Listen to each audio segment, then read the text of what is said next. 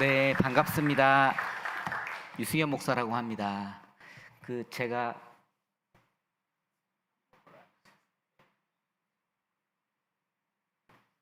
리모컨을 안 가지고 와서 리모컨을 가져왔습니다. 오늘 이렇게 와가지고 들어보니까 우리 교회 오늘 우리 성정교회 굉장히 의미 있는 날이더라고요. 네, 그리고 들어보니까 이제 아주 우리 목사님께서 이제 위임 투표를 통해서 이렇게 위임 목사님으로 모시게 되었다는 소식을 제가 한 가지 들었고요. 또 한 가지는 이 교회가 저도 이제 장신대 다니고 있던 학생이었습니다만 여기에 교회가 이렇게 있는지 몰랐습니다. 가까이에 살지만 근데 또 교회가 59년 됐다고 하더라고요. 그렇죠? 굉장히 전통이 있는 역사 있는 교회라는 사실에 또 한번 놀랐습니다. 여러분 오늘 제가 선교부 헌신 예배를 이렇게 섬기러 왔고 여러분들에게 이제 선교에 관련돼서 말씀을 전하려고 하는데 사실은 여러분들이 받아들이기에는 조금 도전적일 수도 있고 어떻게 우리 교회가 이렇게 할 수 있나 이런 생각이 들 수도 있는데 여러분들이 이걸 꼭 우리 교회가 해야 된다 이런 중압감을 가지면서 듣기보다는 지금 여러 교회가 안 되기 때문에 교회가 어렵고 힘들기 때문에 계속 꿈틀거리면서 변하기 위해서 노력하고 있구나라는 것들을 먼저 생각해 주셨으면 좋겠고 그리고 저는 그렇게 생각합니다. 다른 교회가 한다고 해서 그게 꼭 우리 교회가 해야 되는 건 아니라고 생각을 해요. 왜냐하면 토양 자체가 다릅니다. 지역 자체가 다르고 문화가 다르잖아요. 근데 중요한 건 이 도시에 필요한 하나님의 일들이 있어요. 지금 이 송정교회가 위치하고 있는 이 지역에 하나님이 원하시는 뜻이 있다고요. 그 일을 이 교회가 감당을 해야 되는 거거든요. 그래서 저는 다른 교회가 뭐 하는 게 중요한 게 아니고 다른 교회가 이렇게 하고 있는데 그럼 우리는 무엇을 해야 되는가? 우리는 어떤 교회가 되어야 하는가를 좀 고민하는 시간이 되었으면 좋겠다라는 생각으로 오늘 말씀을 준비해 봤습니다. 오늘 말씀의 제목은 같이 한번 읽어볼까요? 우리 PPT에 띄워주시면 감사하겠습니다. 시작. 저는 지금 교회 안에서 목회는 하고 있지 않고 한 3년 전에 이제 교회를 사임하고 여러 교회를 탐방하고 있습니다. 지금도 탐방하고 있고 지난주에도 탐방을 다녀왔습니다. 지난주에는 완도라고 아시나요? 전라남도에 있는 완도에 있는 한 교회를 갔다 왔는데 그 교회 참 대단하더라고요. 예. 그래서 그 교회도 이제 또 소개할 영상을 편집을 해야 됩니다. 자, 유튜브 활동을 하면서 교회를 소개하고 있는 일을 하고 있는데 제가 여러 교회를 다니다 보니까요.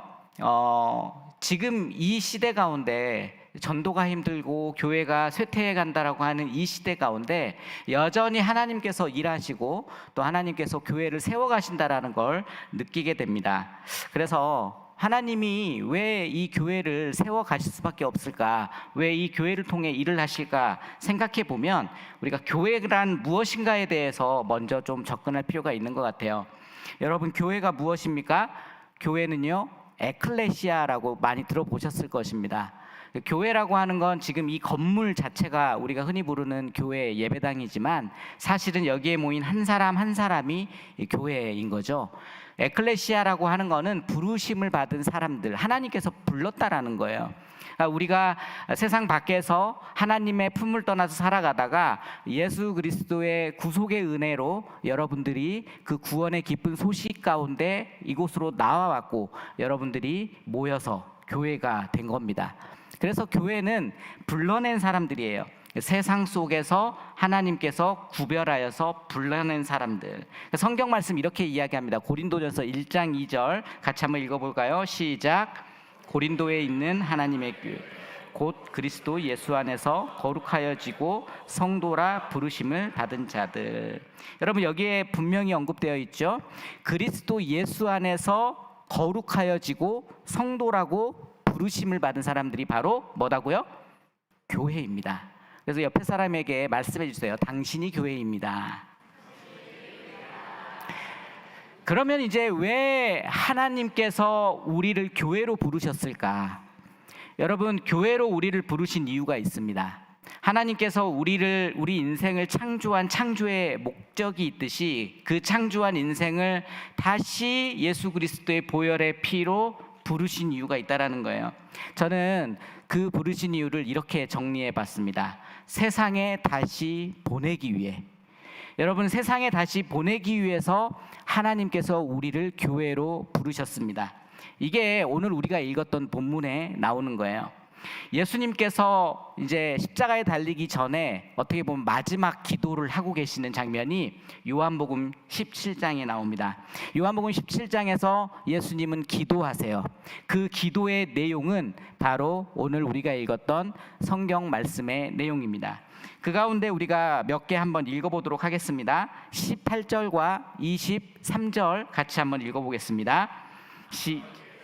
나를 세상에 보내신 것 같이 나도 그들을 세상에 보내었고 아버지께서 나를 보내신 것과 또 나를 사랑하심 같이 그들도 사랑하신 것을 세상으로 알게 하려 함이로소이다. 그러니까 하나님께서 우리를 부르셨다, 교회로 부르셨다라고 했을 때 우리가 교회 안에서 우리만의 공동체를 만들고 우리만의 교회 건물을 세우고 우리끼리 행복한 어떤 단체를 만들어서 살아가라는 게 아니고요. 우리를 부르셔서 하나님의 사랑을 체험케 하시고 하나님의 뜻을 알게 하시고 하나님께서 지금 우리 이 창조된 피조 세계를 통해 하고 싶은 일이 무엇인지 깨닫게 하셔서 그걸 가지고 다시 세상에 나가서 아직 구원받지 못한 백성들이 하나님께로 돌아올 수 있도록 돌이킬 수 있도록 하는 역할을 주시기 위해서 하나님께서 우리를 교회로 부르셨음을 믿습니다. 그래서 사실은요, 교회라는 건 원래 선교적 교회였습니다. 그러니까 요즘에 이제 뭐 선교적 교회 컨퍼런스, 선교적 교회라고 하는 책들 뭐 엄청나게 쏟아지거든요. 근데 제가 보니까 선교적 교회는 새로운 게 아닙니다. 원래 교회가 선교적 교회였습니다. 여러분, 예수님께서 마지막 승천하실 때, 그리고 예수님께서 마지막 하나님 품으로 가실 때 우리 제자들에게 해주신 유언과 같은 말씀이 무엇인지 아십니까? 그거는 바로 증인의 삶이거든요. 그러니까 예수님께서 제자들을 가르치시고 제자로 세우시고 양육하시고 그 결과 너희들이 해야 될 일이 한 가지가 있는데 그건 바로 증인의 삶이라는 거예요. 여러분, 오직 성령이 너희에게 임하시면 너희가 권세와 능력 아닙니까? 그러니까 하나님께서 부르신 사람 너네의 능력으로 하는 게 아니고 하나님께서 택하신 종들에게는 하나님께서 권세와 능력을 주시는데 그 권세와 능력을 가지고 가서 해야 될 일이 뭐예요? 증인의 삶이라는 거예요. 우리는 결코 이 하나님 아버지의 마음을 잊어서는 안 됩니다. 또 있죠. 사도행전 1장 8절에 보시면 1장 8절이 아니죠. 이거는 마태복음 28장이죠. 같이 한번 읽어보겠습니다. 시작. 하늘과 땅의 모든 권세를 내게 주셨으니 그러므로 너희는 가서 모든 민족을 제자로 삼아 아버지와 아들과 성령의 이름으로 세례를 베풀고 내가 너희에게 분부한 모든 것을 가르쳐 지키게 하라.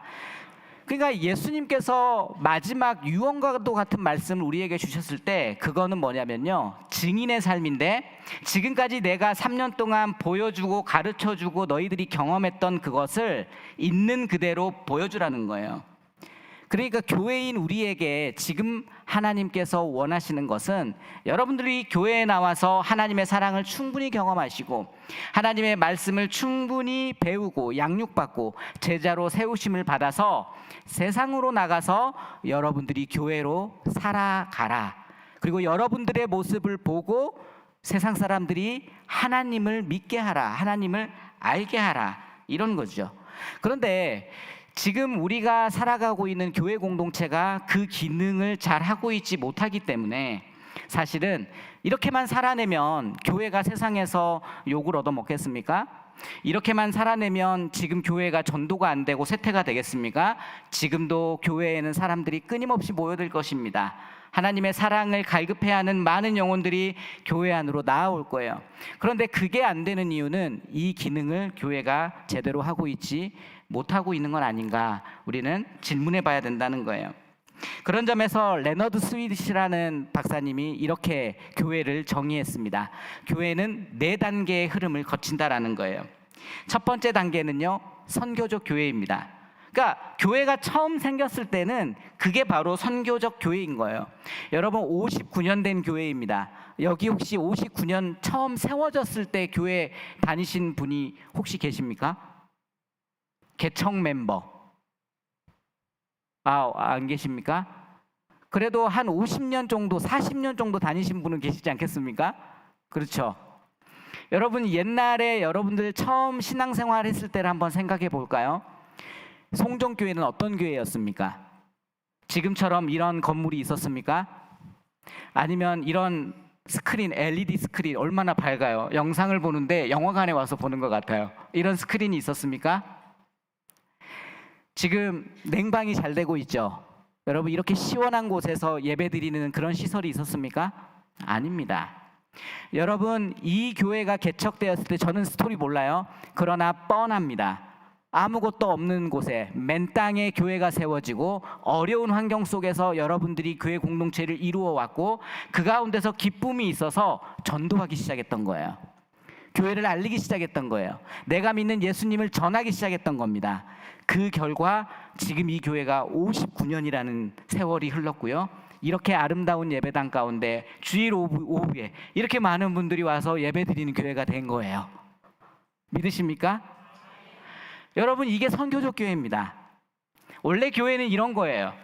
교회는 환경이 중요한 게 아닙니다. 교회는 비전이 중요한 거예요. 메시지가 중요한 거고 하나님의 인도하심이 중요한 겁니다. 그런데 교회가 세워지고 그 교회에 사람이 늘어나다 보니까 교회가 그 다음 단계로 갑니다. 그 다음 단계는 사역하는 교회가 되기 시작하는 거예요. 여러분 얼마 되지 않은 성도일 때는요 다 관리가 되죠. 그러나 100명, 200명, 300명, 400명 성도가 늘어나면요 그때부터는 시스템이라는 게 들어옵니다. 교구가 나눠지기 시작해요. 구역이 나누어지기 시작합니다. 저는 이게 부정적이라는 게 아니에요. 이게 반드시 필요합니다. 여러분 구조가 있고 시스템이 있어야 그 기능이 온전히 발휘할 수 있기 때문에 효율성 측면에서도 굉장히 중요해요. 그런데 사역하는 교회로 가면서 놓쳐버린 게 있습니다. 첫 마음이에요.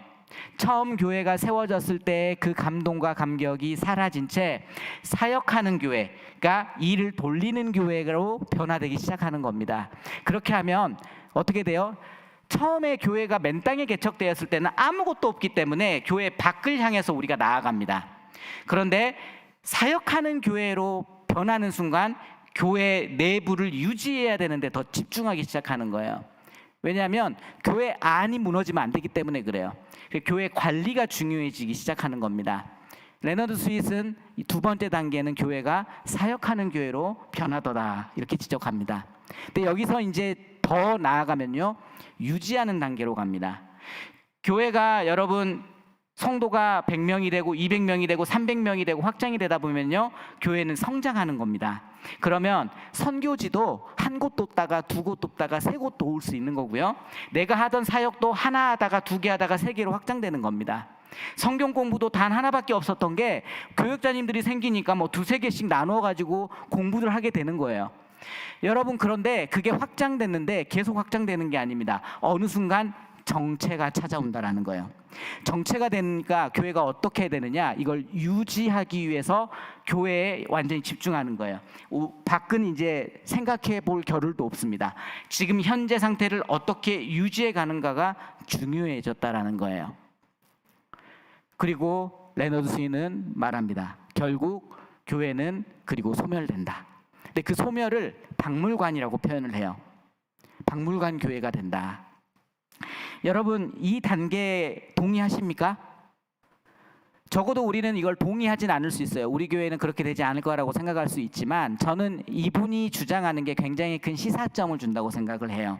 왜냐하면 이분이 미국에 있는 수많은 교회를 조사하고 본인이 분석해 본 결과 교회가 대략적으로 이런 역사의 흐름으로 가더라 이렇게 이야기하고 있는 거거든요. 근데 아직 한국 교회는 오래된 역사가 아니지 않습니까? 그래서 이렇게 되는 교회가 많이 있진 않아요. 그래서 오히려 저는 하나님께 감사드리는 게 뭐냐, 이걸 일찍 발견하게 하신 하나님께 감사하는 거예요. 저는 오늘 저녁에 캐나다에 갑니다. 오늘 저녁에 이제 캐나다에 가면 제가 2주 동안 캐나다 교회를 돌게 되는데 어떤 교회를 도느냐? 지금 캐나다 지역 교회들이 문 닫는 교회가 어마어마하게 늘어나고 있대요. 올 연말에 캐나다 시골 교회 20개가 문을 닫는답니다. 그 문 닫는 교회를 지원하는 사역을 누가 하냐면 한국인 선교사님이 하세요. 할렐루야. 캐나다 사람이 못하는 걸 한국인 선교사님이 그걸 일을 감당하는 거예요. 그분은 캐나다 목사님입니다. 한국 사람이지만 그분이 같이 가자 그래서 제가 거기에 이제 합류를 하는데, 여러분 기독교 역사가 오래되면 그런 교회가 나타날까요? 나타나지 않을까요? 나타납니다. 제가 섬기던 교회에 이번에 12월 28일에 설교 부탁을 받고 갑니다. 제 이제 시골 모교회거든요. 거기에서 제가 낳고 자라고 거기서 처음에 교사 생활을 했었는데, 제가 교사할 때 우리 아동부가 70명까지 모이던 시골 교회였어요. 정말 열심히 했습니다. 학교 앞에 전도가 하고 막 열심히 해가지고 그 시골에서도 아동부가 70명까지 나왔다고요. 여러분 20년이 지났습니다. 저한테 연락이 온 거예요. 설교해 주러 올 수 있느냐. 왜요? 무슨 일 있어요? 아동부 마지막 예배래요. 아니 왜 아동부가 없어지는 거죠? 더 이상 애가 없대요. 더 이상 애가 없어서 아동부서가 없어진다는 거예요. 여러분 이게 어떻게 보면 지금 우리 대한민국 시골 현장은 그게 체험되고 있고 체감되고 있고 그런 모습이 지금 다가오고 있다라는 겁니다. 그러니까 레너드 스윗이 우리에게 이런 경고를 던졌을 때 우리는 안 그럴 거야 이렇게 생각하기보다는 과연 우리 교회는 그러면 이 단계를 극복해내기 위해서 어떻게 해야 될까 고민을 던져봐야 한다는 거예요. 여러분 스페인 바르셀로나에 가면 사그라다 파밀리아라고 하는 성당이 있습니다. 안토니 가우디가 지금까지도 짓고 있는 역사적인 건물이라고 할 수 있어요. 1882년도에 착공을 했는데 아직도 완공되지 않았습니다. 놀랍지 않습니까? 여러분 이렇게 지으면 뭐가 돼요? 박물관이 됩니다. 그렇죠? 그래 죄송한 말씀입니다. 우리 송정교회 이 건물 짓는데 몇 년 걸렸습니까? 여러분 이 건물 역사 깊게 지속돼도 죄송합니다. 유럽처럼 박물관 되기 힘듭니다. 왜냐하면 여기 가운데 역사성과 의미성을 넣고 우리가 짓지 않았기 때문에 그래요. 우리는 뚝딱 세워 올려버린 거거든요. 근데 만약에 우리가 박물관 교회로 가고 싶다면 교회도 지으려면은 그렇게 정말 역사적 건물로 지으셔야 돼요. 그러면 박물관으로 남으실 수 있습니다. 교회가 생명력을 잃어가는 세 단계를 하워드 핸드릭스는 이렇게 말합니다. 똑같아요. 이전에는 4단계였죠. 이번엔 3단계입니다. 첫 번째, 운동의 단계. 가진 게 없고 건물도 없고 사람도 없고 아무것도 없지만 하나님 한 분 붙잡고 새벽 제단 붙잡고 길거리 나가서 전도하던 개척교회. 이 영성. 이거는요. 다른 걸로 설명이 안 됩니다. 여러분 운동이에요. 성령님의 역사하심입니다. 이 운동성 하나 붙잡고 교회가 개척되었고요. 교회가 이만큼 성장한 겁니다. 그런데 이 운동의 단계를 지나면 기계의 단계가 된다는 거예요. 기계가 뭡니까? 머신이잖아요. 찍어내는 거잖아요. 작년에 했으니까 올해도 찍어내는 겁니다. 올해 했으니까 내년에도 해야 되는 거예요. 근데 이걸 왜 하는지는 아무도 몰라요. 여러분 저는 대형 교회에 있었습니다. 굉장히 큰 교회에서 제가 사역을 10년 했습니다.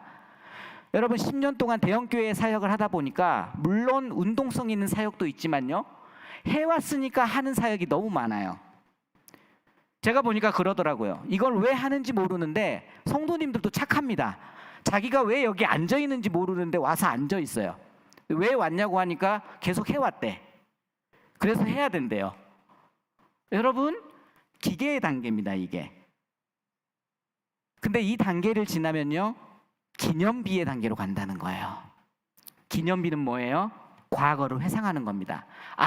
우리 옛날에 이랬었어.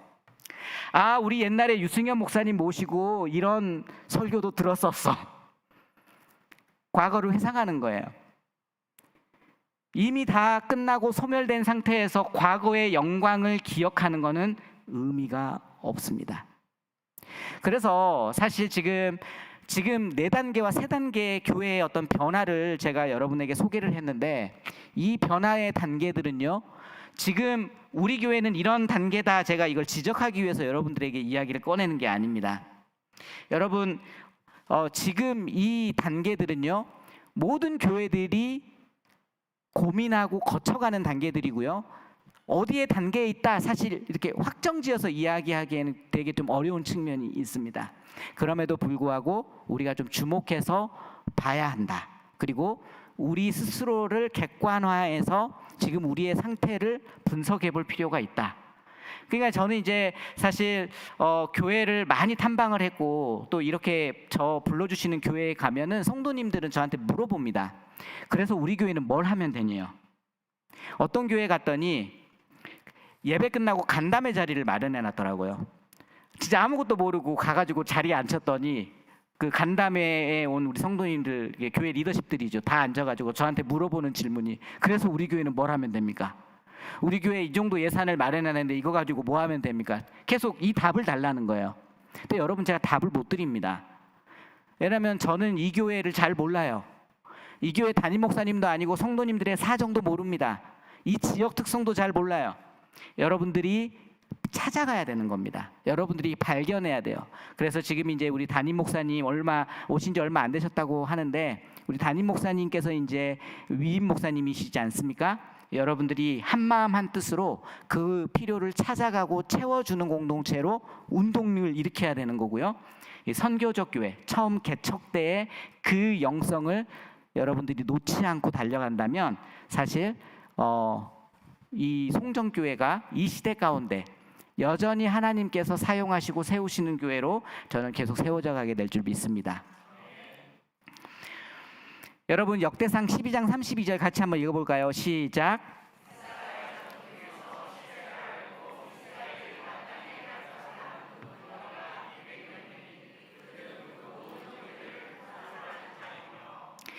여러분, 시세를 알고 있는 사람, 이사갈 자손이 다윗이 왕이 되기 전에 다윗에게 가가지고 다윗의 편이 되어줍니다. 저는 이게 굉장히 놀라운 이 본문이라고 생각이 드는 이유가, 이 사람들이 우두머리예요. 리더들이라는 거예요. 여러분, 사람들은 다 리더가 되고 싶어 합니다. 자기 목소리를 내고 싶어 해요. 그러나 저는 적어도 교회 공동체, 제가 다녀보니까 교회 공동체에 우두머리가 많으면 회의하다 끝납니다. 여러분, 회의하는 교회 되지 마시길 바랍니다. 우두머리 많으면 회의하다가 아무 일 못하고 끝납니다. 정말입니다. 제가 그냥 이야기하는 거 아니에요. 저 정말 많은 교회 다녀봤잖아요. 담임 목사님의 목회 비전을 위해서 여러분들이 함께 힘을 실어주고 한 마음이 되는 게 굉장히 중요한데, 저는 다윗이 좀 엄청 위기의 순간이거든요. 지금 사울이 살아있는 상태예요. 사울이 왕입니다. 다윗은 도망자예요. 근데 하나님께서 이사갈의 우두머리 200명에게 영안을 주시는데, 앞으로 다윗이 왕이 될 거라고 하는 확신을 주신 거예요. 그러니까 그들이 리더십을 가지고 자기 생각이 있지만 그 다 내려놓고 누구를 도와요? 다윗을 돕는 겁니다. 여러분들, 좋은 교회는요, 한 마음 한 뜻이 돼가는 게 좋은 교회입니다. 오늘 제가 너무 놀랐어요. 98%? 저는 예장통합 목사입니다. 제가 예장통합 목사인데, 제가 예장통합 교회를 뛰쳐나온 사람 아닙니까? 제가 왜 예장통합에 있다가 이렇게 뛰쳐나와서 지금 이렇게 교회를 탐방하고 다닐까요? 제가 그 이야기 다 못합니다 지금. 근데 저는 우리 예장통합교단을 사랑해요. 저를 키워준 교회이기 때문에 너무 사랑하고, 저희 아버지도 올해 은퇴하십니다, 목사님이. 그러니까 예장통합교단은 저의 어떤 삶의 자리예요. 그런데 예장통합교단에 제가 목회를 하면서 실망한 부분이 한두 가지가 아닙니다. 여러분, 변할 때는 변화가 필요하고 개혁할 때는 개혁이 필요한데, 하나님께서 이 시대 가운데 사용하시는 교회들의 특징을 보십시오. 그러면 우리가 어떤 방향으로 교회를 세워가야 할지 보이게 됩니다. 그래서 저는 여러분들이 시세를 아는 성도님들이 되어서 담임 목사님을 도와서 한 마음 한 뜻의 공동체를 이루어가기를 축복합니다. 자, 그러면 이제 한국 교회의 성도 감소 현황을 살짝만 보고 제가 이제 교회 사례들을 좀 설명하도록 하겠습니다. 한국 교회가 위기다 이런 소리 많이 들어보셨습니다. 여러분, 위기인 것 같습니까? 느껴지세요? 네. 여러분, 저는 교회 밖에 나오기 전에는 위기인지는 잘 몰랐습니다. 왜냐하면 교회가 계속 인원이 늘어가고 있었고 큰 교회였기 때문에 별로 힘들다는 걸 못 느꼈기 때문에 그럴 수 있어요. 근데 제가 나와 보니까 아 진짜 위기구나라는 게 뼈저리게 느끼게 되고 교회를 다녀보니까 그런 게 확신하게 됐어요. 여러분 2008년도에요. 한국교회 우리 예장통합교단에서 300만 성도 운동을 했습니다. 기억나십니까? 여기에 뭐 그래도 우리 장로님, 권사님 정도 되시면은 300만 성도 운동할 때 여러분들도 함께 하셨을 겁니다. 그리고 2010년도에 발표했습니다. 공식적으로 예장통합교단은 300만 명이 되었다. 그런데 2023년 발표에 의하면요, 지금 예장통합교인은 230만 명입니다. 2010년도에 300만 명 딱 찍고 매년 떨어져 왔고요. 2023년에 220만을 찍었습니다. 그리고 이건 예장통합교단에서 발간하는 통계위원회의 분석입니다. 2030년 전망을요 160만 명으로 보고 있습니다. 5년 남았잖아요. 2030년도 발표는 5년 남았습니다. 5년 뒤에 예장통합교회는 160만 이하가 될 것이다. 여러분, 구체적인 데이터 수치는 우리에게 굉장히 힘든 시련을 줄 거다 가르치고 있습니다. 성도 숫자가 줄어든 게 힘든 겁니까? 아닐 수 있어요, 사실. 그런데 왜 이게 힘든 건 줄 아십니까? 여러분, 성도 숫자가 줄어들면 헌금이 줄어들고, 헌금이 줄어들면 사역이 줄어들고, 모든 게 다 긴축으로 빠져들기 때문에 긴축하면 기축할 때 우리는 어떤 상황이 발생하는 줄 아세요? 남을 탓하게 됩니다. 누군가 책임을 묻게 돼요.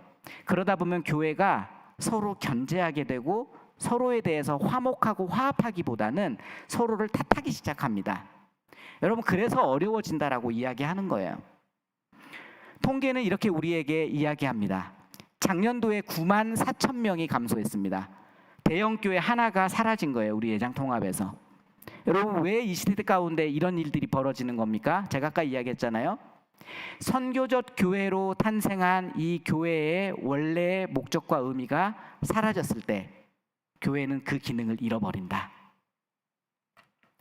다음 세대는요, 조금 더 심각합니다. 출산율이 0.72명, 2명이서 지금 1명도 못 낳지 않습니까? 학령 인구 감소가 마이너스 19%예요. 그러나 예장통합교단에서는 조사해 보니까 마이너스 37%가 감소했습니다. 그러니까 자연 감소에 비해서 교회 학교 감소가 훨씬 더 심각하다라는 거예요. 이게 지금 우리 한국교회의 상황입니다. 그런데 저는요, 위기를 또 위기로만 보지 않습니다. 제가 지난주에 완도에 갔다 왔다고 했지 않습니까? 완도에 갔더니요, 여러분 놀라지 마세요. 똑같이 어렵습니다. 성도가 똑같이 줄어들고 있고. 그런데 학교가 중고등학교가 4개가 있더라고요. 작년에 한 학교에서 한 기독교 교회 다니는 친구가 거기에 기도 동아리를 만들었어요. 할렐루야. 여러분, 교회에서 학교 못 들어갑니다. 지금은 보안관이 칼같이 막아요. 옛날같이 이렇게 학교 앞 전도, 여러분 교회 요거도 먹습니다. 근데 학생이 동아리를 만드는 건 됩니다. 학생이 기도 동아리를 만들어 버렸어요. 올해 그 소식을 들은 다른 학교에서 또 동아리가 만들어졌습니다. 완도의 4개 학교 중에 2개 학교에서 기도 동아리가 만들어진 거예요. 그래서 학생들이 거기서 기도 모임을 인도하고 교회가 지원합니다. 간식비를 지원하고 기도할 수 있도록 돕습니다, 학생들을. 여러분, 하나님 일하시는 거 아니에요? 여러분, 이런 일들이 지금 대한민국 사회 가운데 일어나고 있다는 게 중요한 거예요. 그래서 희망이 없다, 교회는 쇠퇴하고 쓰러져 간다, 이렇게 보면은요 정말 너무 안타까운 거고요. 여전히 하나님이 일하시고 지금도 하나님께서 우리를 사용하신다, 이렇게 가면요 우리에게는 희망이 있음을 믿습니다. 그래서 여러분, 지금 이제 기독교가 위기의 순간이다. 우리 옛날에 뭐 1000만 기독교인 했지 않습니까? 지금은 800만이라고 이야기하는데 실제 데이터상으로는 500만이에요. 우리 기독교가 굉장히 쇠퇴해가고 있습니다.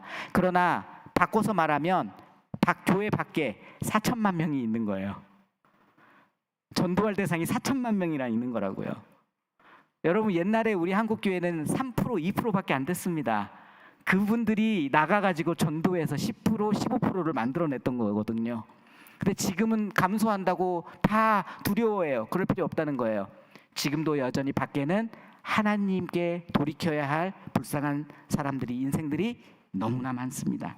여러분들이 그분들을 잘 붙잡을 수 있길 바랍니다. 자, 이제 본격적으로 제가 사례를 몇 가지 여러분들에게 소개하겠습니다. 지금 선교본 신예배이기 때문에 저는 오늘 선교적 교회를 위해서 요즘 교회들이 어떻게 노력하고 있는가 몇 가지 사례를 여러분들에게 좀 소개하도록 하겠습니다. 김포에 가면 움직이는 교회라고 개척교회입니다. 개척된 지 지금 4년 된 교회입니다. 여러분, 개척된 지 4년 된 교회인데 제가 갔을 때는 한 120명 정도 모였거든요. 지금은 한 300명 정도 모인다고 합니다. 여러분, 개척교회 하면 개척 안 된다고 해요. 요즘에 교회들이. 요즘 개척하지 말라고 하죠.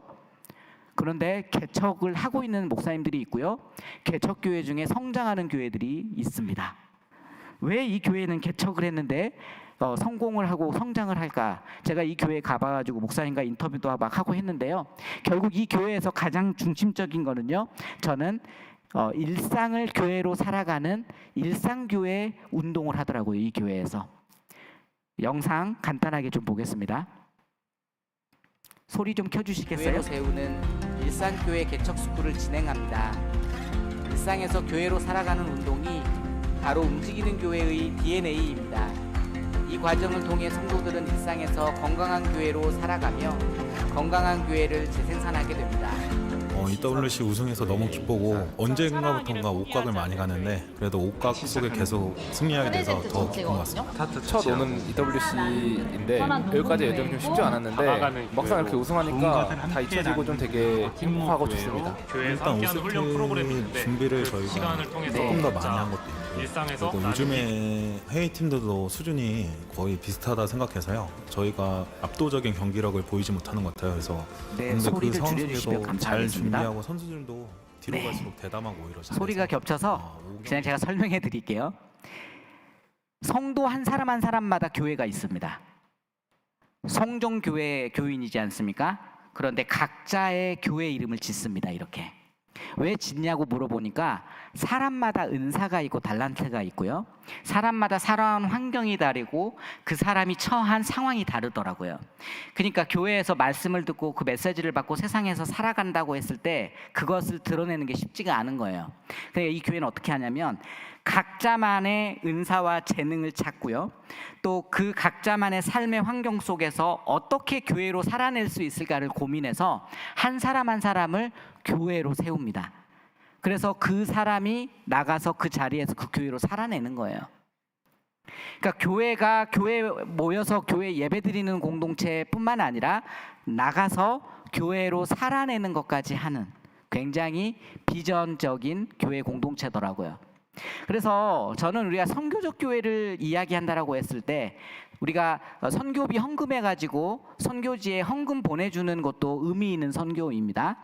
해외 선교, 교회, 우리 개척교회 선교, 국내 기관 선교 굉장히 의미 있는 일이에요. 근데 그것뿐만 아니라 내 자체가 교회가 되어서 내가 살아가고 있는 가정, 내가 살고 있는 학교, 학생이면은 학교, 그리고 내가 직장인이면 직장 일터에서 어떻게 교회로 살아갈 수 있을까를 고민하는 것들이 필요한데 그 역할을 교회가 성도들에게 제공해 줘야 되지 않나 이런 생각을 합니다. 그래서 제가 움직이는 교회 일상개척학교를 먼저 소개했고요. 두 번째는 이제 서울 드림교회입니다. 서울 드림교회는요, 처치 브릿지와 드림 빌더스라고 하는 이 사역이 굉장히 인상적이었어요. 여러분, 그 서울 드림교회는 학교에서 예배드리는 교회입니다. 서울 상문고등학교라고 저기 서초 쪽에 있거든요. 근데 이제 이 교회가 처치 브릿지라고 하는 사역을 하고 있더라고요. 가보니까 이 처치 브릿지는 뭐냐면 이 교회가 학교에서 예배드리면서 자기들이 사무 공간이 필요하고 주중 예배나 새벽 예배 공간이 필요하니까 작은 예배당 하나를 더 얻었습니다. 근데 이 공간이 그냥 매번 다 사용하는 공간이 아니잖아요. 그러니까 이 공간을 개척교회에 내어준 거예요. 그래서 개척교회 3개가 이 교회 공간에 와서 예배를 드릴 수 있도록 한 겁니다. 근데 지어보니까 그 필요가 너무 많은 거예요. 그래서 예배 공간을 2개를 더 엽니다. 그러니까 학교에서 예배 드리지만 작은 상가 예배 공간이 총 몇 개가 있는 거예요? 3개가 있는 거예요. 그럼 거기서 3번씩 예배를 드리면 총 몇 개 교회가 예배 드릴 수 있어요? 9개 교회가 예배 드릴 수 있죠. 지금 현재 처치 브릿지라고 하는 예배 공간에서 9개의 개척교회가 예배를 드리고 있습니다. 여러분 어떻게 보면 이것도 하나의 선교적인 무브먼트죠. 역동이죠. 의미가 있는 거죠. 교회가 교회를 세워가는데 도시에 교회를 세우는데 너무 비싸요. 공간이 없습니다. 교회가 들어오는 걸 다 싫어해요. 그러니까 그러면 우리 교회가 이것들을 제공하겠다, 서비스하겠다. 성도들에게 비전을 제시하니까 성도들이 헌금을 한 거고요. 그 헌금한 돈을 가지고 이 예배당을 만든 겁니다. 터치브릿지 개척교회를 도와주다 보니까 문제점이 하나 발견됐대요. 교회 학교를 하기가 힘들대요. 그러니까 그러면 연합교회 학교를 한번 해보자. 세 개의 예배당이 근처에 있거든요. 그러니까 연합교회 예배를 또 연합교회 학교를 시도한 거예요. 그래서 연합교회 예배도 교회에서 지원을 해서 교사도 지원해주고 또 예산도 일부 지원해주고 해서 교회 학교까지 운영될 수 있도록, 그러니까 어떻게든 도시에서 개척교회가 교회로서의 기능을 하고 스스로 자립해낼 수 있도록 돕는 일을 이 교회가 돕고 있더라는 거죠. 두 번째는 이제 드림 빌더스라는 사역인데요. 이것도 영상을 한번 좀 보면 좋을 것 같은데 볼 수 있겠죠? 네, 한번 틀어보겠습니다. 번째는 드림 빌더스라는 게 있습니다. 네. 이따가 카페에 가보면은 이국적인 친구들, 그러니까 외국인들이 꽤 보였어요. 외국인들이 있었죠. 네. 그 외국인들이 이제 드림 빌더스 사역으로 저희가 이제 초대한 친구들인데 선교사님들에게 있어서 열매는 어떤 걸까라고 물어보면 아마 우리 선교사님들이 양육하고 있는 친구들일 텐데, 이 친구는 좀 잘 훈련받아서 다시 이 나라에 와서 선교에 좋은 자원이 되면 좋겠는데 라는 이야기를 많이 해주신 분들이 계셨어요. 저희 안에 대안이 뭐가 있을까 했을 때 선교사님들이 멋지게 양육하고 있는 친구들 우리가 데리고 오자. 그래서 한국에서 좋은 훈련들을 받고 양육을 받게 하자라는 목적인데, 한국어도 배우게 하고 신대원을 보내고 대학을 보내고 그 모든 과정을 다 지원해요. 그럼 집도 지원하고? 집도 다 숙소도 같이 쓰고 있어요. 그래서 여기서 훈련받고 좋은 목회자가 되기도 하고 좋은 크리스찬 지도자가 되어라.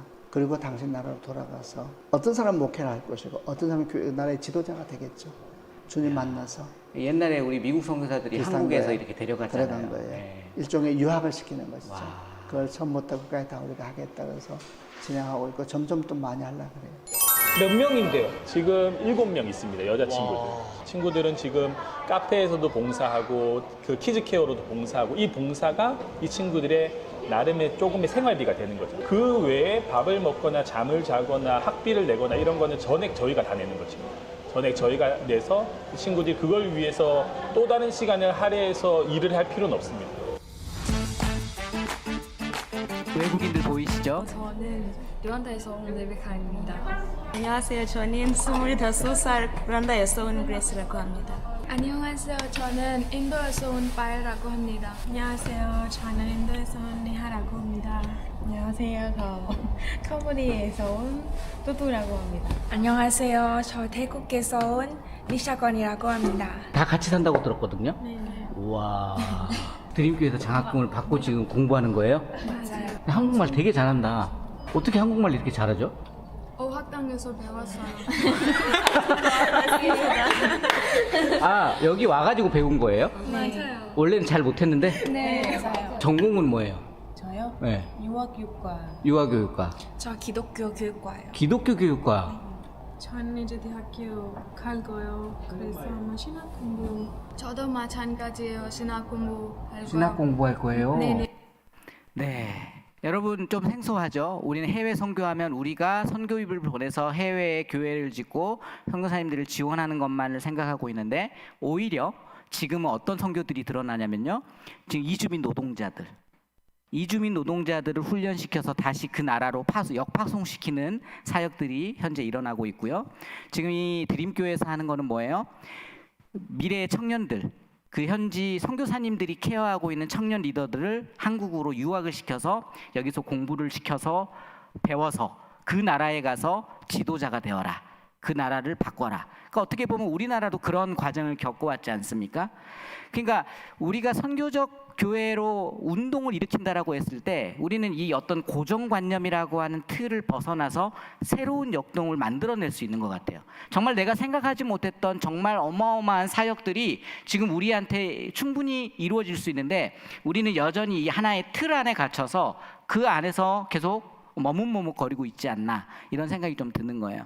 그래서 여러분 선교부 헌신 예배라고 했을 때 저는 우리 성전교회가 앞으로 정말 지금 선교도 다 하시고 이거보다 더 많은 역동 있는 선교들을 감당해내는 교회가 되기를 축복하는 겁니다. 안산 시내가에 심은 교회는요, 묵 미니스트리라고 하는 사역이 있습니다. 이게 뭐냐면 청소년을 위한 사역을 하는 건데요. 여기서 제가 인상 깊었던 게 뭐냐면 지자체와 연합해가지고 사역들을 일으키더라고요. 그러니까 지자체의 돈을 끌어와서 교회가 이 사역을 감당하는 건데, 그렇다고 해서 여기서 성경 공부하거나 예배를 드릴 수는 없습니다. 지자체의 예산을 가지고 오는 거기 때문에. 그러나 이렇게 하는 교회도 있구나라는 게 되게 신선했어요, 저의 입장에서는. 그래서 여기 보면 안산 신학교에 심은 교회도 사실 상가에 있는 교회고 작은 개척교회입니다. 2년 된 개척교회. 그러나 이 개척교회도 지금 사람들 보이나요? 2번 예배를 드리는데 200여 명의 성도가 모이는 교회가 됐습니다. 불과 한 2, 3년 된 것 같아요, 교회 개척된 지는. 근데 문 미니스트리라고 하는 거는요, 청소년 아이들에게 악기를 가르쳐 줍니다. 교회에서 청소년 아이들에게 드럼도 가르쳐 주고, 기타도 가르쳐 주고, 보컬도 가르쳐 주고, 여러 가지 악기들을 가르쳐 주고요. 이 악기 배운 걸 가지고 청소년들이 안산의 시내에 안산 그 벚꽃 축제가 있었대요. 거기에 가가지고 이 버스킹 공연을 하는 거예요. 안산시의 그 지원을 받아가지고. 그러니까 청소년들하고의 연결고리가 생기고요. 이 과정을 통해서 만나게 된 친구들을 전도해서 또 양육하고 세워가는 과정을 경험하고 있는 거죠.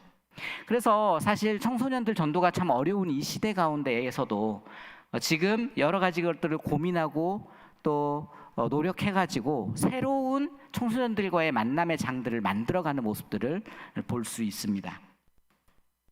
양평 매곡교회는 제가 처음 지금 영상으로 여러분들에게 먼저 보여드렸던 교회인데요.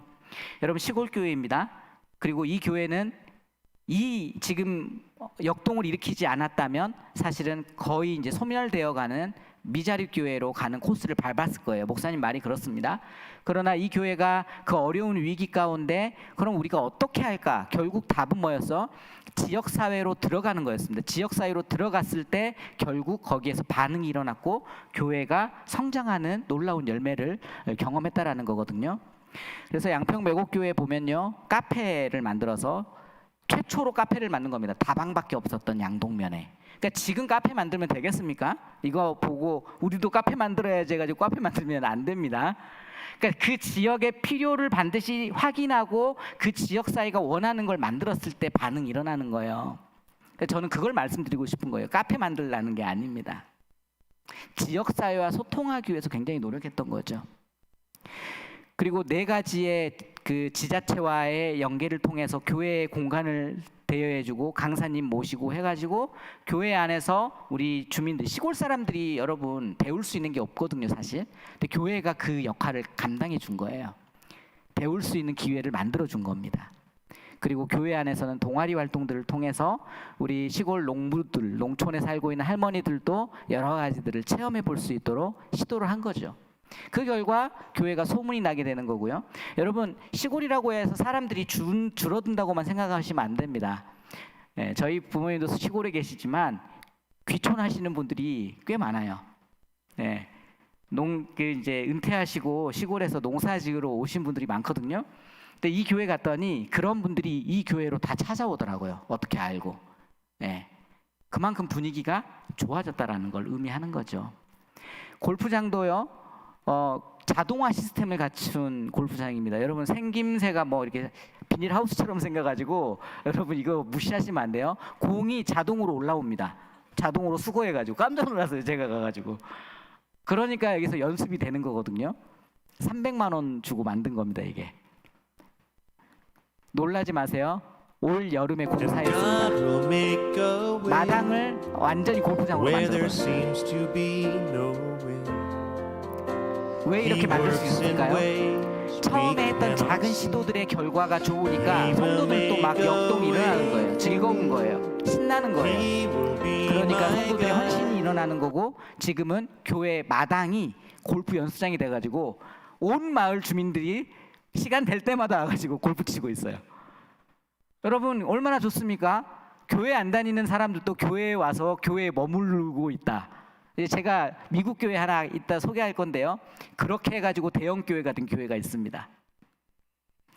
세중앙교회라고 여기 메가처치입니다.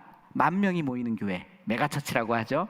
이 목사님이 이런 말씀하시더라고요. 교회가 너무 크니까 안 움직인다는 거예요. 교회가 너무 크니까 뭔가 회의를 해서 결정을 하려고 해도 쉽게 바뀌지 않는다는 거예요. 그리고 고민을 했어요. 우리 교회를 쪼개자. 그래, 1,000명씩 10개로 쪼개자. 그렇게 쪼개려고 했는데 생각해 보니까 100명씩 100개로 쪼개는 게 낫겠는데 100명씩 100개로 쪼개려고 하다 보니까 아니 1,000명씩 10명씩 1,000개 교회로 쪼갰다. 근데 생각해 보니까 아 내가 교회지 1명씩 10,000개 교회로 쪼개자. 그래서 실제로 이 목사님은 교회를 쪼갭니다.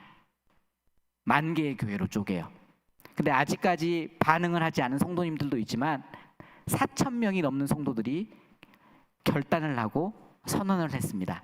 그래서 세중앙교회에 가면요, 여러분 세중앙교회 안양에 있거든요. 안양 세중앙교회 가면 상담센터가 있고요. 교회가 상담센터를 만들었습니다. 정신 건강이 지금 매우 중요한 시대이지 않습니까? 교회가 이거를 미리 알고 이걸 시작했던 거고요. 선교센터가 있습니다. 여러분 60여 개의 객실이 있어요. 선교사님들이 한 달 동안 공짜로 지낼 수 있습니다. 이 정도의 지금 일들을 이 교회가 감당하고 있는 거예요. 문화센터가 있습니다. 수업이 100개가 넘습니다. 참여 인원은 2,000명이 넘습니다. 안양에서 이런 사역들을 하고 있는데 저는 이게 중요한 게 아니에요. 이 교회가 하고 있는 이게 더 중요했어요. 이 주보거든요. 주보를 보고 제가 깜짝 놀랐습니다. 주보를 쭉 보고 있는데 주보에 보면 이제 예배 순서도 나오고 뭐 교회 예배 순서도 나오고 뭐 여러 가지 뭐 이제 정보들을 주지 않습니까? 근데 제일 중요한 건 뒷면에 선교사예요. 선교사. 선교사를 저는 이렇게 많이 파송한 선교사를 처음 봤어요. 파송한 교회를 처음 봤습니다. 자, 이제 선교사 나옵니다. 보이십니까? 선교사님이에요. 이게 다 파송된 선교사님. 근데 뒤에가 더 비전 선교사가 있습니다. 비전 선교사는 4,000명이 넘습니다. 여러분 선교사님 4,000명 파송하려면 돈 얼마나 들까요? 감당할 수 있겠습니까? 근데 10,000명 교회가 어떻게 4,000명의 선교사를 파송하죠?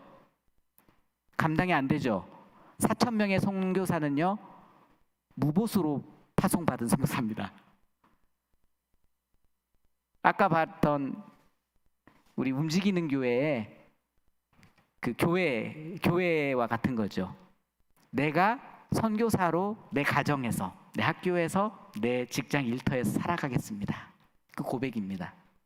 그래서 저는 이게 너무 감동적이더라고요. 그러니까 큰 교회라고 해서 뭐든지 다 잘 되는 게 아닙니다. 여러분 큰 교회도 쇠퇴하고 있고 움직임이 둔해지고 있고 뭔가 역동을 이뤄내기가 힘들어요. 그런데 이 교회가 그걸 이겨내기 위해서 취한 방법이 비전 선교사를 파송하는 건데 각자 선교적 부르심을 선포하고 비전을 선포하고 거기에 응답한 성도들이 세상으로 나가는 거예요. 그러니까 교회의 역동이 일어나는 거죠. 교회가 다시 한번 계속해서 움직임이 유지가 되는 거죠. 작년 비전 캠퍼스라고 해가지고 보면요, 교회 홈페이지에 들어가 보면 성도님들의 사업장이 선교지입니다. 그래서 거기에서 기도 모임도 하고 예배도 드리고 그리고 내가 이 사업장을 선교지로 헌신합니다라고 서약도 하고. 그러니까 일할 때는 사업가고요. 교회에 왔을 때는 성도, 이게 아닙니다. 교회에서나 가정에서나 일터에서나 똑같은 성도로 살아가려고 하는 결단이 있는 거죠. 청년들도 마찬가지입니다. 청년들이 일하는 근처에 그 비전 선교사들끼리 기도 모임을 하거든요. 카페에서 모이기도 하고요. 어떤 직장의 사무실에서 모이기도 하고. 청소년들은 학교에서 기도 모임을 합니다. 36개인가의 학교에서 기도 모임을 만들어서 하고 있더라고요. 이 교회 자체적으로. 주신교회라는 교회는요,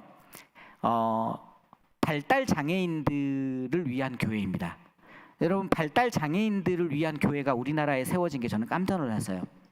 미국에 갔더니 이런 교회들이 있었는데 와, 우리 한국에는 왜 이런 교회가 없을까 하고 제가 한국에 들어왔더니 주신교회가 개척되었더라고요.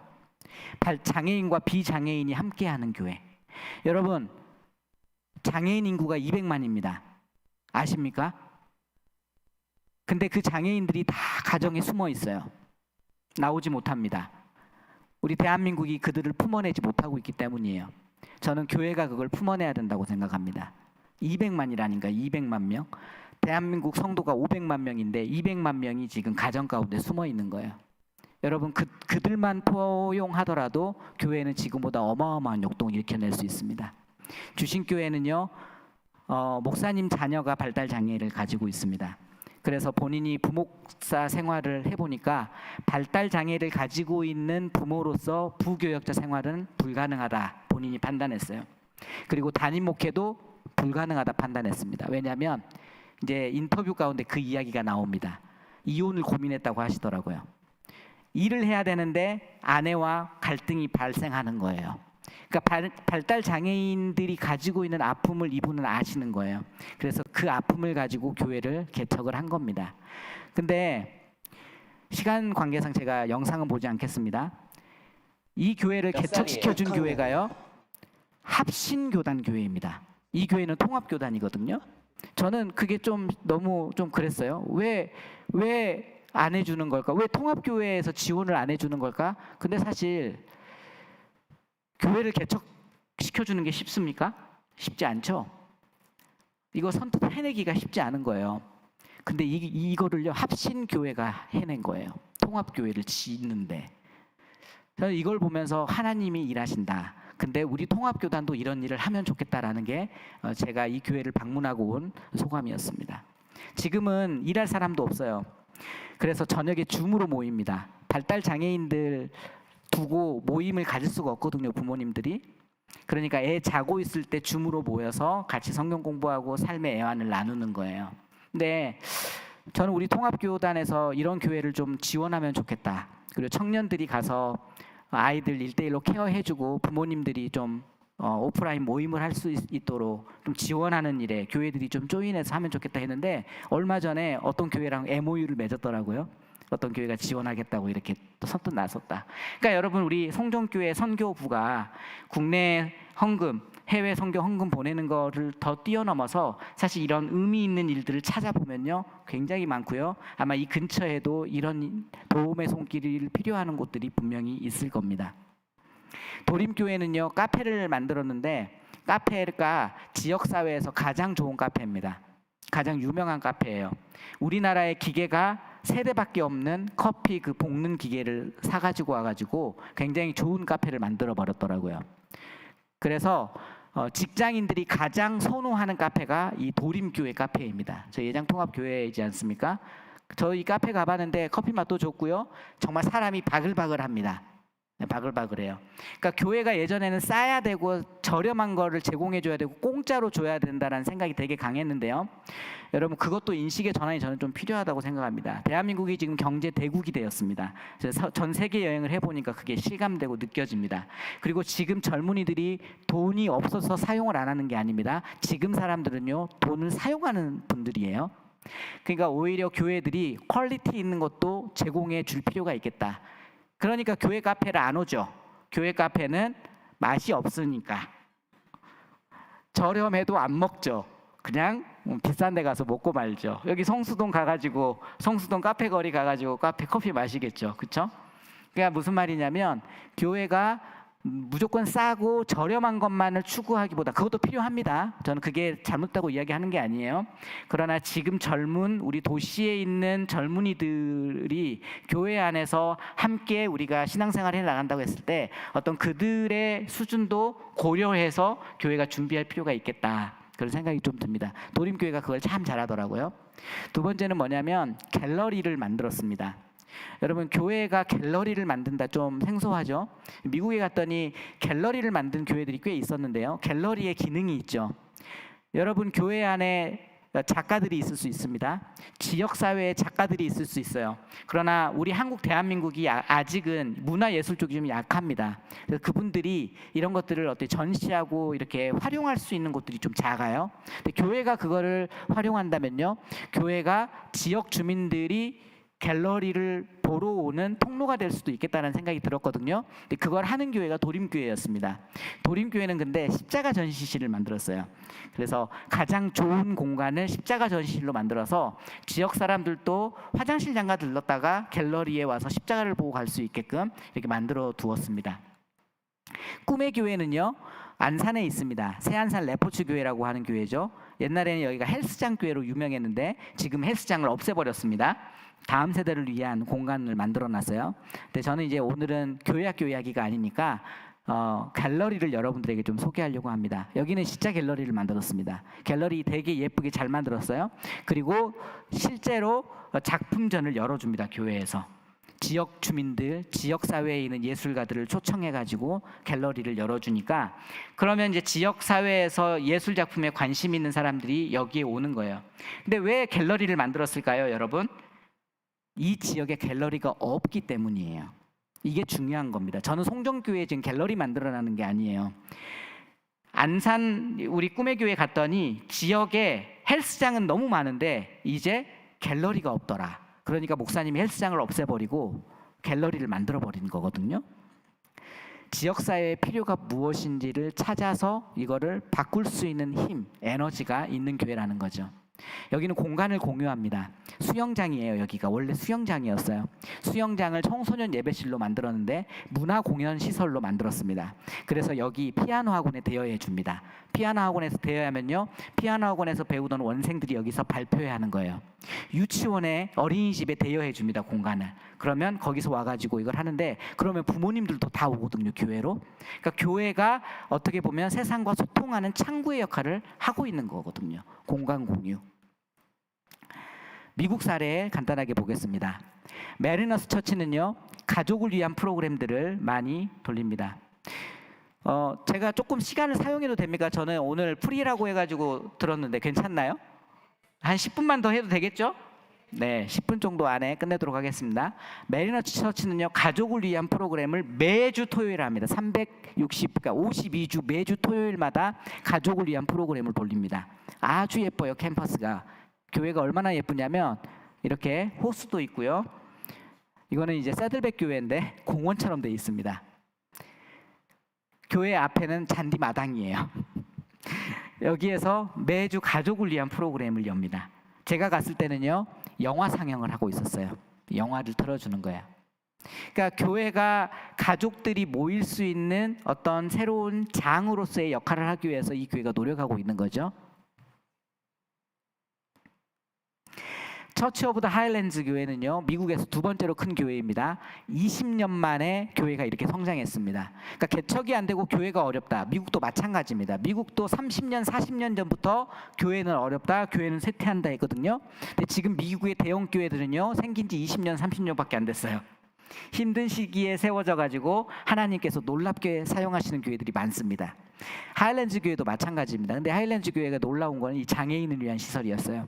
제가 갔더니 사랑부가 없더라고요. 미국에서 두 번째로 큰 대형 교회인데 어떻게 사랑부가 없을 수 있나요? 사랑부와 아이들이 같이 예배 드린대요. 우리는 같이 예배 드린대요. 그러면 예배 분위기 망치잖아요.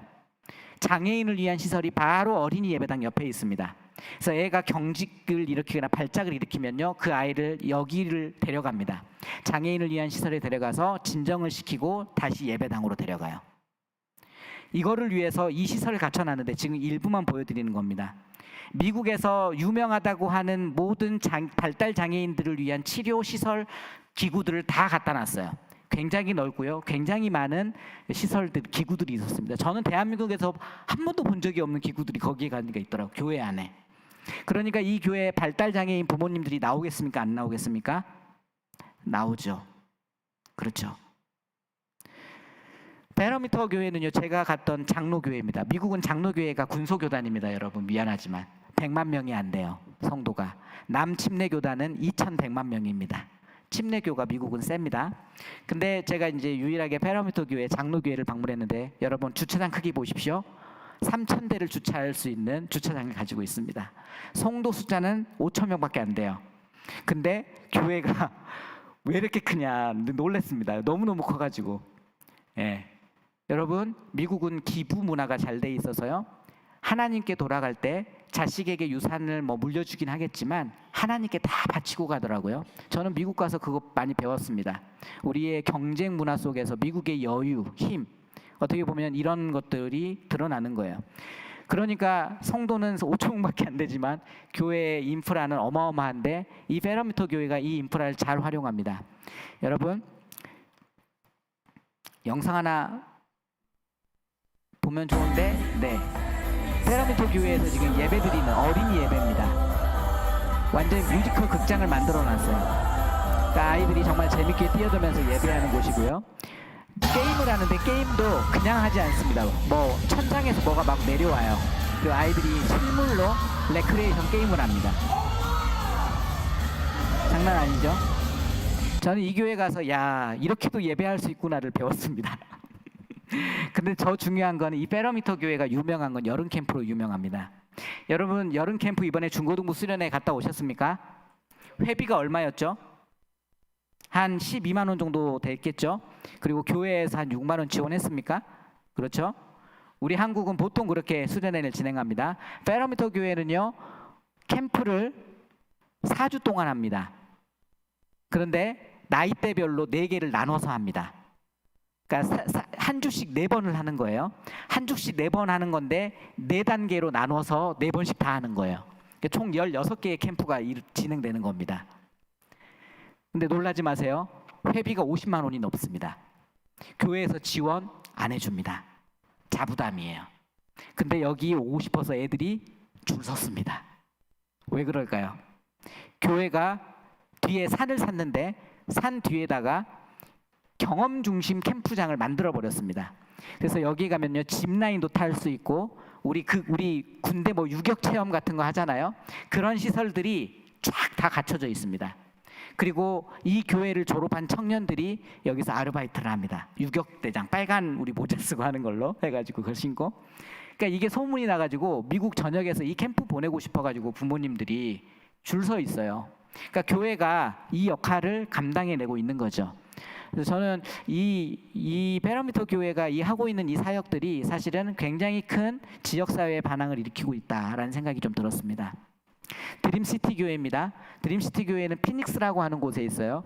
온도가 54도까지 올라가는 굉장히 더운 지역입니다. 근데 이 교회에 놀라운 게 드림센터라고 하는 게 있습니다.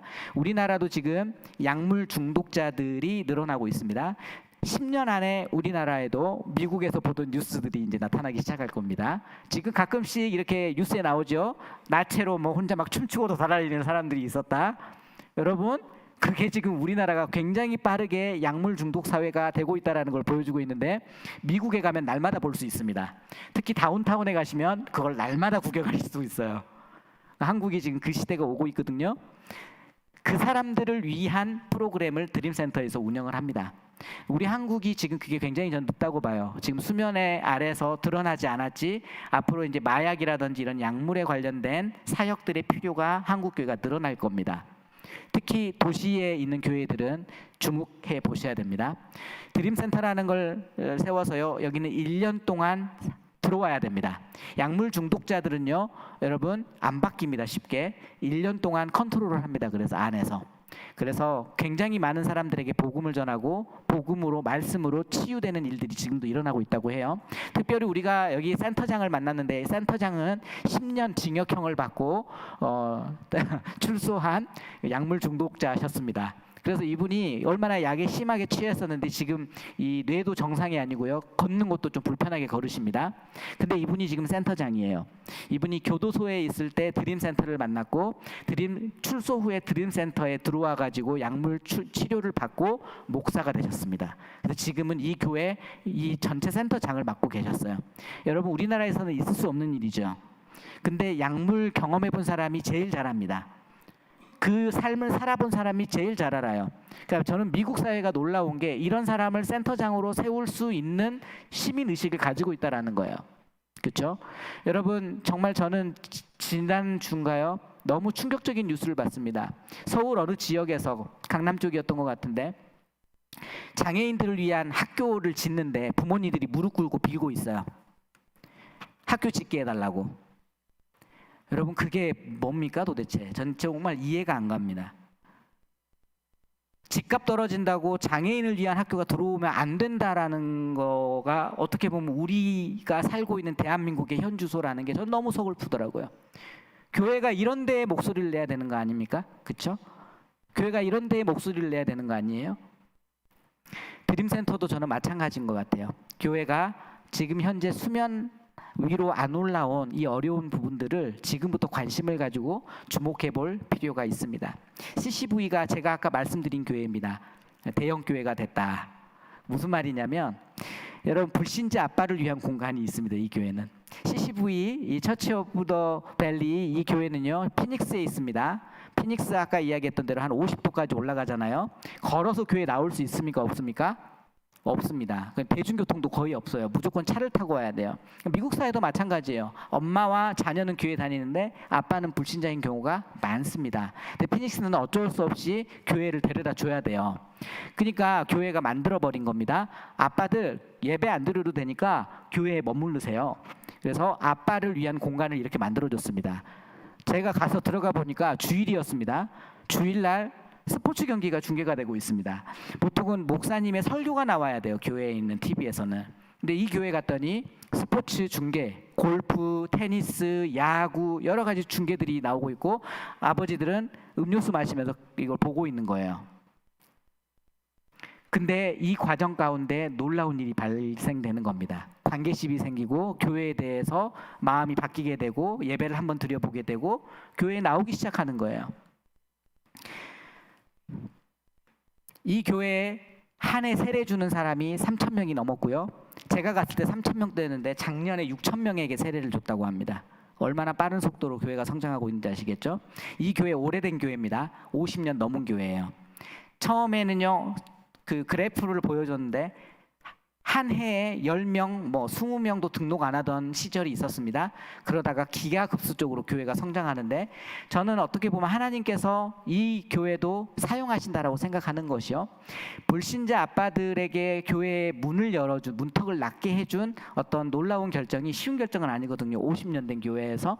그럼에도 불구하고 이 교회가 이 결단을 했고 그 과정을 통해서 불신자 아빠들을 구원하기 시작했고 그 열매들이 지금 맺혀가고 있다는 거예요. 교회가 뒷산을 하나 사가지고요. 너무 더운 곳이니까 나무 하나 없습니다. 선인장만 있어요. 근데 여기에다가 기도산을 만듭니다. 예수님의 무덤도 만들고 십자가도 만들었어요. 그러니까 마을 사람들이, 지역 주민들이 여기를 방문합니다. 그러니까 기독교인만 방문한 줄 알았는데 그게 아니더라고요. 마음속에 근심 있는 사람, 고민 있는 사람, 영적으로 침체해 있는 사람도 이곳을 걷는 겁니다. 요즘에 마음 해가지고 여러 가지 프로그램들이 있지 않습니까? 마음이 공허한 사람이 많거든요. 그런 사람들이 교회에 나오기 시작한다라는 거예요. 그래서 이 CCV도 굉장히 새로운 모험을 하고 있다는 걸 볼 수 있고요. 베이사이드 교회는 플로리다에 있는 교회입니다. 이 교회는요.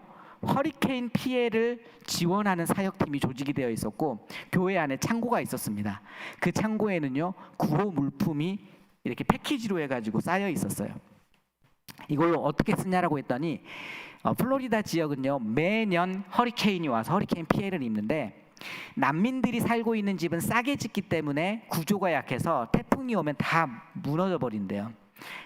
비싼 부자들은요 골조를 되게 잘하기 튼튼하게 하기 때문에 태풍이 오거나 허리케인이 와도 쓰러지지 않는다는 거예요. 그러니까 교회가 난민들을 위해서 피해 입은 난민들을 도와야 되겠다 해가지고 이 지원팀을 만든 거고요. 보시면요. 미국 사회는 우리나라랑 좀 다릅니다. 우리나라는 이제 재해가 발생하면 국가가 나서서 다 어찌됐든 그 정리를 해주지 않습니까? 근데 미국은 안 해줍니다. 느려요. 굉장히 느려요. 그러니까 이 교회가 먼저 나서서 그 일을 하는 겁니다. 포크레인도 성도들이 가져오는 포크레인입니다. 돈을 주고 포크레인 회사 업체를 부르는 게 아니에요. 성도들이 다 자기 걸 헌신해가지고 와서 그 허리케인 맞은 지역에 가가지고 지원 사역을 하는 거죠. 왜냐하면 그 지역이 매해 허리케인이 오는 지역이기 때문에 그렇습니다. 아무튼 여러 가지가 있겠지만 오늘은 한 요 정도 사례를 제가 나누었습니다. 저는 이제 교회를 다니다 보면서 한국 교회가 여전히 관심을 가져야 할 부분들이 있구나라는 생각을 하게 됩니다. 그 중에 하나는 이제 다문화 이주민들에 대한 부분이에요. 다문화 사회가 빠르게 진행되고 있고 심심치 않게 우리 주위에는요 지금 외국인들이 있습니다. 5%가 넘었거든요. 이제 10년, 20년 뒤에면 10%, 15%까지 올라갑니다. 그럴 수밖에 없어요. 인구를 유지해야 우리의 경제력이 유지가 되기 때문에 정부가 그거를 유연하게 조절을 하는 겁니다. 근데 앞으로 외국인 천만 시대가 올 겁니다. 여러분, 외국인 천만 시대 때 송정교회 외국인들, 이주 노동자들 그런 사람들이 나올 수 있겠습니까? 그러면 지금부터 그분들이 나올 수 있는 교회를 만드셔야 돼요. 그분들이 쏟아져 들어왔을 때 어디 교회를 나갈까? 아, 송정교회가 그런 교회구나. 찾아올 수 있게끔 여러분들이 준비하시면 좋겠습니다. 이제 고령화 시대가 오고 있습니다. 이제는 뭐 100세 시대 이야기하지 않습니까? 근데 어떤 방송을 보니까 앞으로 120세, 이제 길게 보는 사람은 160세까지 사는 시대가 올 거다 이야기하더라고요. 여러분, 120세, 160세까지 살아나는 시대가 오고 있습니다. 교회가 그걸 맞이할 준비를 해야 돼요. 오늘 제가 소개하지 않았지만 구리 목양교회 가면요, 교회 학교를 우리 어르신들을 위한 교회 학교를 운영합니다. 네, 공과 공부도 하고요, 게임도 하고 말씀도 듣고, 네, 여러 가지 활동을 합니다. 그러니까 교회가 고민을 하는 거죠. 네, 옛날에는 뭐 노인 대학 이렇게 표현했지 않습니까? 요즘은 그렇게도 안 써요. 그냥 단지 뭔가 하나 강의 듣고 뭐 세미나 하나 듣고 가는 방식이 아니더라고요, 지금은. 그러니까 여러분들 이런 여러 가지 움직임들이 있다는 거 꼭 기억하시면 좋을 것 같아요. 마지막으로 정서적 건강에 대해서 관심을 두시면 이 지역 가운데 지금 여기는 사실 너무 좋은 땅 아닙니까? 대학가도 옆에 있고 서울 도심 가운데 있는 정말 아름다운 교회인데, 이 교회가 이 지역의 정서적, 정신적 어려움을 겪고 있는 주님의 복음이 필요한 사람들에게 다가갈 수 있을 거라고 생각합니다. 네, 이것으로 오늘 제가 이제 준비한 내용은 다 마무리했고요. 여러분들 참 59년 동안 교회를 세워 오셨고 지금까지 너무 열심히 달려오셨는데, 이제 또 우리 위임 목사님과 함께 여러분들이 또 새로운 시대를, 새로운 역사를 세워나가기를 저도 멀리서 응원하도록 하겠습니다. 기도하겠습니다. 사랑의 하나님, 감사합니다. 이곳에 송정교회를 세워주시고 또 하나님의 귀한 놀라운 선교 사역들을 감당할 수 있는 은혜를 주셔서 감사합니다. 하나님, 교회가 어려운 시기, 쇠퇴해가는 시기에 우리는 어떤 모습으로, 어떤 모양으로 교회를 세워가야 할지 고민하고 있습니다. 그러나 이미 우리에게 하나님은 알려주셨습니다. 우리는 선교적 교회입니다. 우리가 교회입니다. 하나님, 우리가 교회가 되어서 세상 가운데 나아가 하나님의 이 아름다운 교회를 소개하고 알리는 귀한 주님의 증인 되게 하시고, 특별히 이 송정교회가 이 지역사회의 필요를 채워가는 놀라운 선교적 교회로 쓰임받을 수 있도록 인도하여 주시옵소서. 감사드리며 예수님 이름으로 기도합니다. 아멘.